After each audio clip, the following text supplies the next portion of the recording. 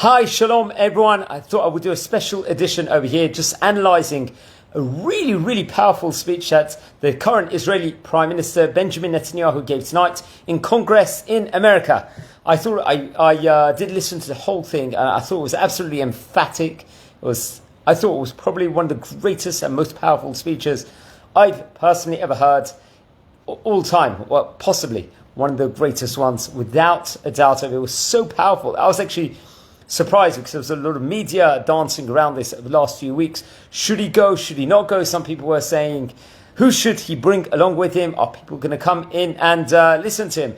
But every single thing that he said was applauded emphatically. So it wasn't just award-winning, I thought, just from his part of itself. It was also the people in Congress. Everyone applauded pretty much every statement he made. It was probably one of the most award-winning audiences also of all time, and it was absolutely emphatic and incredible for people to just watch on their screens wherever they are respectively, whether at work or in the house or wherever they had watched that actually emphatic, incredible speech tonight. It was so powerful, I thought, every single statement he made. He acknowledged the pain that the country is suffering with in regards to that the hostages hasn't returned. He brought some soldiers who were brought in and applauded them and congratulated them for their heroism since October the 7th. He acknowledged the pain that the country is suffering. He acknowledged that this battle at the moment, let's just say, where Israel is actually facing from such cruel enemies, it is important that we're not just victorious for Israel, for the whole of the Western world. Also, it's a way that he included and engaged with the Congress and the United States of America and included it in a collective format as we, everything is we. He highlighted, how, let's just say, the protests going on around outside the college campuses or outside where he was at that point in time, how it was infested, why they are supporting really bad cause over there. And the terminology, the language, he punctuated everything in was absolutely incredible. And it was really one of the most powerful speeches I personally thought in world history, without a doubt. And I had listened actually to quite many of it, which is very important also. So where does this leave us now? We know that Joe Biden actually left the presidential race only in the last 2-3 days, and now he is up against Kamala Harris over here. So probably the odd makers over there, the people in the bookies, they obviously will favor her slightly more than the previous, or the current president, but the previous president, potential for 2024, Joe Biden. She is now stronger odds than he would have probably been at this stage in time, which has to be pointed out also. He had many guests. He brought some of the hostage families also. It's actually quite breathtaking. I was watching actually Arut Sheva, the Israel National News website. It's more catered to the religious Zionist community. And many of the hostage family members over there were doing tefillah, a special prayer, inside one of the side rooms. I don't know if it was just before he addressed the Congress or just after, but they did a song in prayer and they sang Achenu Kol Beit Yisrael, which I thought was also very powerful also moment. And everything he said, I think, was calculated. It was incredible.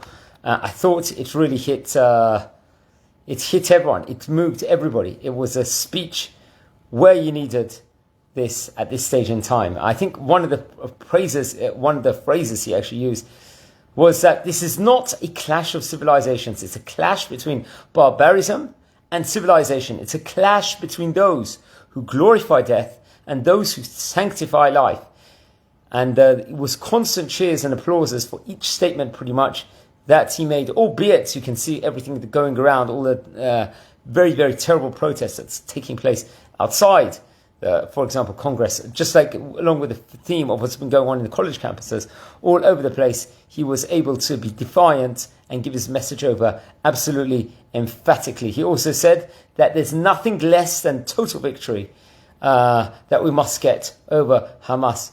Also, he was very unequivocal with all the statements. He had a lot of gratitude for the former president, Donald Trump, especially for recognizing Jerusalem as our capital. He stated what was also breathtaking to see from as a person that really believes in Hashem and an Orthodox Jew, that he referenced God on multiple occasions. He recognized that this is the home country of Israel for 3,000 years. He brought up the fact, for example, that President Trump acknowledged that Jerusalem is the capital of Israel, which it has been for more than 3,000 years and will forever be. And he was unequivocal in all the statements that he made over here. I thought it was powerful.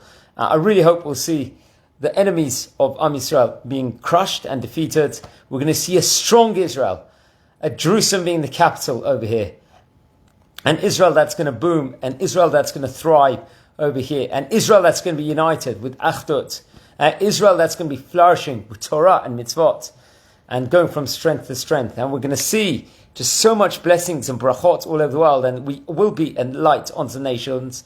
I think it was a previous English Prime Minister said that Israel was a shining beacon of hope, but really want it to be a land full of Torah, full of mitzvot, full of Bible, full of Hashem, inside of all our, full of education, full of Torah, full of greatness, full of chesed, full of kindness. That's what we want to see Israel going to be like the best country in the world that it's meant to be, a light onto all the nations of it, and all the tefillot that we do all throughout the day. It's not just for Am Yisrael. It's not just we direct ourselves for Jerusalem through the Kotel.